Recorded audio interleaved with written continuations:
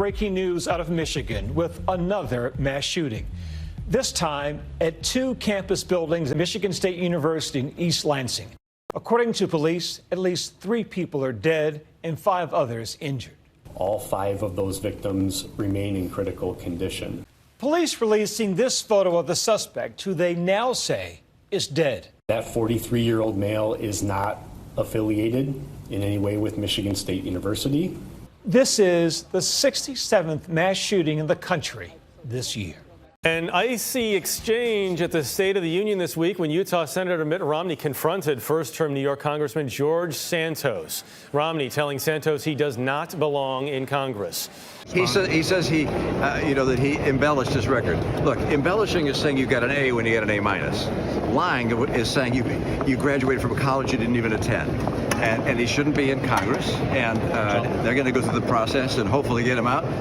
It's not the first time in history that I've been told to shut up and go to the back of the room, especially by people who come from a privileged background.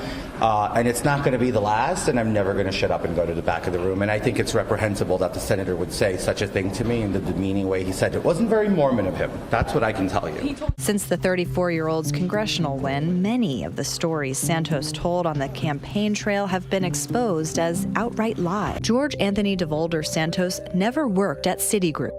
He was not worth $100 million when he was 30. We don't know for sure, but he probably wasn't a preferred buyer at Hermes. He didn't attend the Horace Mann School. His mother wasn't in the World Trade Center on 9/11. He wasn't the descendant of Holocaust survivors. He never went to Baruch College.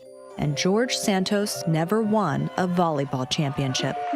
My old campaign manager called me up out of the blue in the middle of this campaign, and he said, "Grant, what is this? This is not a campaign. This is a beach party." On hotels in Florida alone, Santos's campaign spent more than $11,000, part of the more than $3 million his campaign spent during his run. We knew from his 2020 filings he didn't have any money at all. And then all of a sudden in 2022, he claims to have come into a lot of money. Yeah. Prosecutors at the federal, state, and local level are now investigating. A watchdog group filed this complaint with the Federal Election Commission, questioning Santos's expenses and the source of the funds he loaned his campaign. Around the time he loaned that money, Santos was doing this. Currently at Harbor City Capital, I manage a $1.5 billion fund, right? And I know how to manage it well. A newly revealed incident over the skies of Hawaii. A United Airlines flight in December from Maui to San Francisco plunged more than 1,000 feet shortly after takeoff and came within seconds of crashing into the Pacific Ocean. On December 18th, just 71 seconds after takeoff, United Flight 1722 plummeted 1,400 feet to just 775 feet above the Pacific Ocean.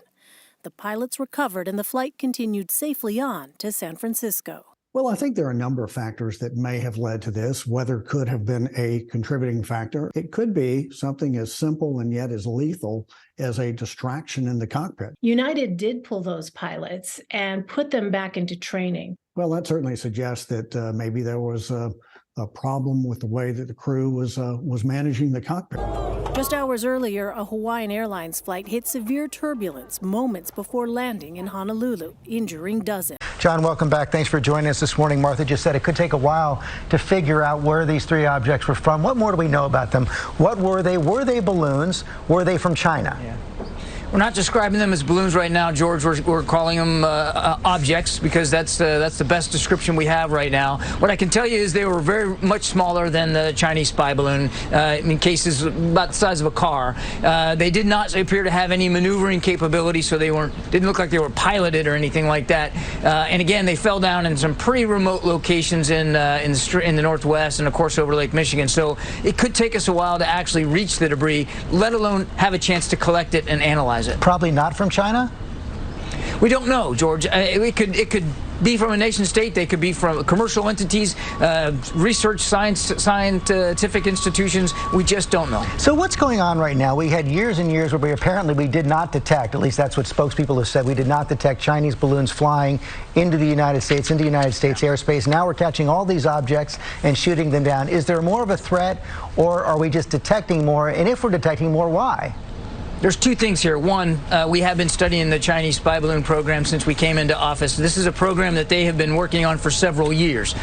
So they have ramped up their abilities. They have ramped up their deployment of these balloons over just recent years. So that is fairly soon. And then because of the spy balloon, we changed some of the radar parameters for our air defense capabilities, particularly over the northern part of our hemisphere. And it is possible that in part, because of tweaking the radar sensitivities, we are simply seeing more objects right now. What more can you tell us about the parts of the payload of the Chinese spy balloon that have been recovered?